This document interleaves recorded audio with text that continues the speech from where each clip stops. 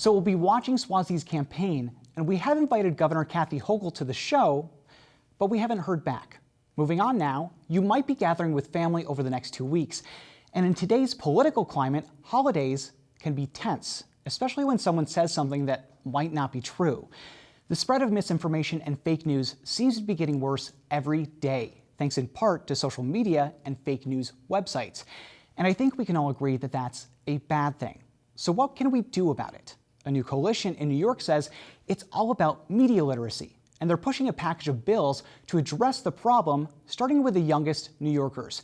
But as we know, there's no age limit on misinformation. I spoke about that and more with Brianna McNamee from the New York Library Association and Kelly Weatherby from Democracy NY Now. Brianna and Kelly, thank you so much for being here. Thanks for having us. Of course, anytime. So we're talking about something called media literacy, which is a term that has come up more and more in the last few years as we've seen the spread of misinformation and fake news online.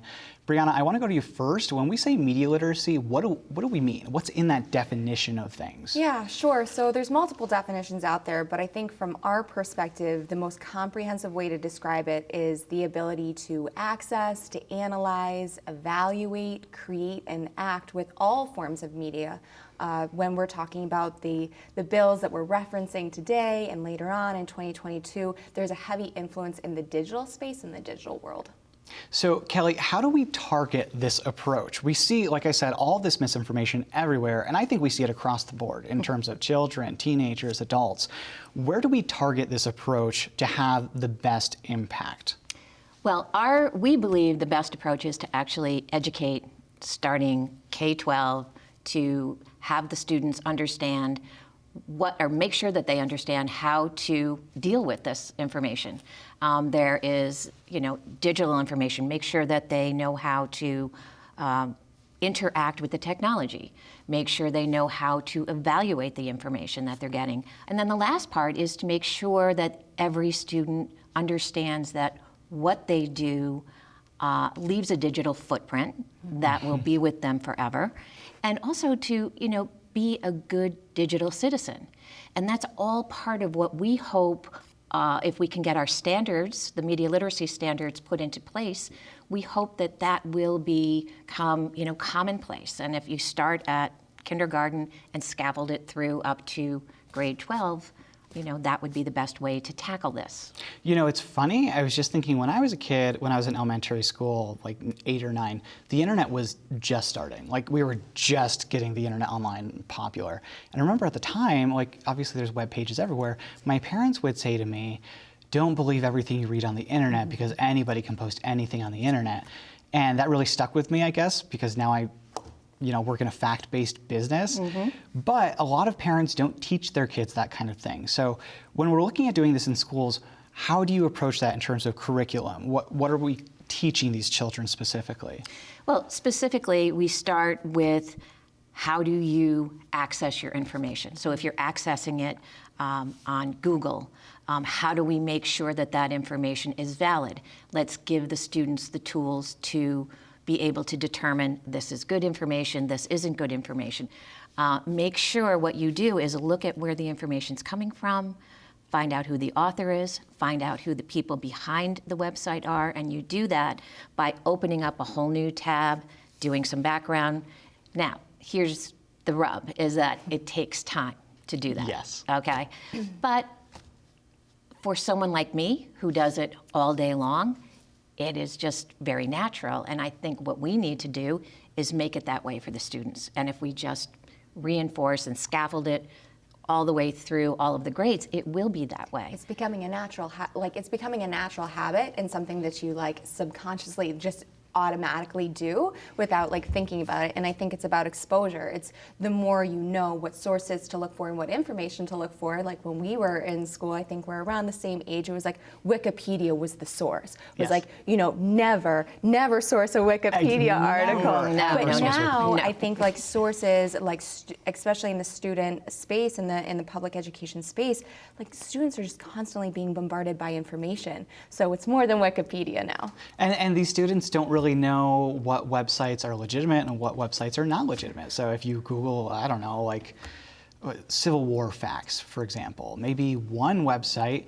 is portraying the Civil War in one way and another is portraying it in another way. And that's where we have this problem. Correct. And the more I think about this is, this is a real problem with adults too. My generation, our generation, the generations before us have fallen into this slump of they want instant information, right? So we Google something that we want to know. Or they receive their information from social media. So much of our population now, that's where they're receiving their news, whether it be Twitter or Facebook.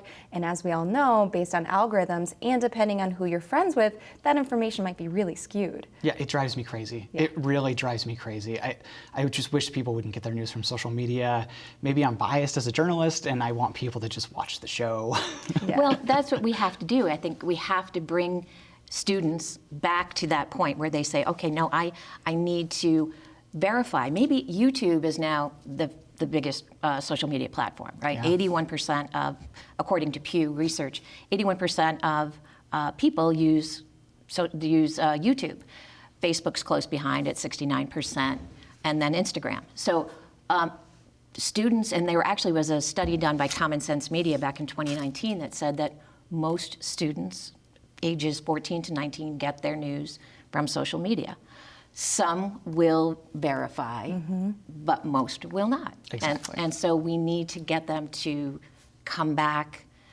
And I guess I would also add to this, one of the biggest challenges that we're going to have is to be able to convince young people that they need to have this education as well, right?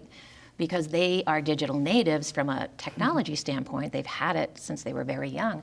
It doesn't mean that they really know how to use it. Right, I guess that's a good point. They never had that transition between where we had to go to a library and look something up and then maybe go on the internet and look something up as well. They are strictly internet. And I guess in some ways that's good. Where you look at academic journals on the internet, that's good. You look at things like JSTOR, that's great. Brianna, I want to bring it back to the adults for a second because like these kids are just, it's really important to get this ingrained in these kids. But I feel like so many adults are stuck with how they're absorbing information, how they're absorbing media. And a lot of the time, they're not looking for independent, objective media. They're looking for something that confirms their views and validates it. They're looking for their own echo chambers. Yes. Is there any way we can change that? I think yes and no. I think when we are talking about the K through 12 space, we know that children naturally bring home the information and the words that they hear and they learn. And so whether it's for good or for bad, so I think having our children have that education is really important. And hopefully that is within the household and that sparks the interest of the adult. I also know from, of course, plugging the Library Association, our public libraries are out there and there are other organizations out there as well that are working on digital literacy, that are working on the digital narrative and really trying to make sure that adults of any age, whether you are 25, 35, or 95, that at least you can open your mind and listen to a different perspective, whether you agree with it or not. Yeah, I hope so. Journalists like me, we try to make everything as objective as possible. And sometimes I feel like people just ignore us because they don't want that anymore. And how do we get people back to that? I think we're very polarized right now as a society, so I think it needs to come from all media sources, whether it is our newscasters or our broadcasting stations or in print, really just having that due diligence of putting the best information forward as you can and letting people have access to it. Yeah, exactly. Can I add into that too? Absolutely, go ahead.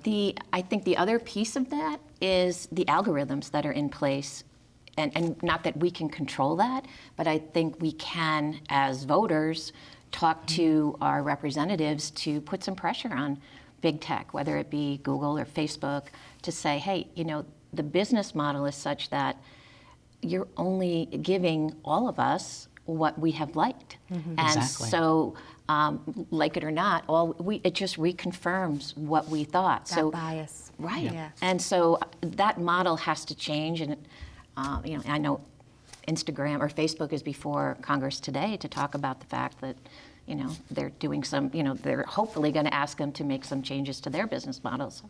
We'll see. Yeah, I hope that we can get to a place where people aren't just going to their own echo chambers. That would be a personal goal for mine as a journalist, hopefully. But all right, we will leave it there. Brianna McNamee from the New York Library Association, Kelly Weatherby, the co-chair of the Democracy Ready New York Coalition Media Literacy Committee. Thank you both so much. Thank you. Thank you.